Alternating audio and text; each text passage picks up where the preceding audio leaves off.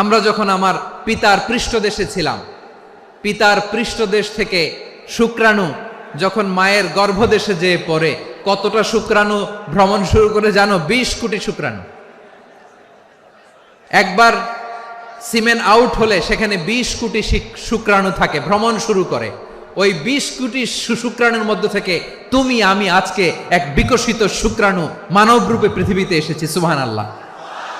ওই 20 কোটি শুক্রাণুর প্রতিযোগিতায় সবাইরে পেছনে ফেলে সেদিন আমি সফল হয়েছিলাম, সেদিন আমি বিজয়ী হয়েছিলাম। সেদিন আমি এত ছোট ছিলাম, মাইক্রোস্কোপ দিয়েও আমার অস্তিত্ব টের পাওয়া যায় না। আমি এত তুচ্ছ ছিলাম, নগণ্য ছিলাম। আমার কান ছিল না, আমার চোখ ছিল না, আমার হাত ছিল না, আমার জন্য রিকমেন্ডেশন করার মতো মামু ছিল না, খালা ছিল না, কেউ ছিল না।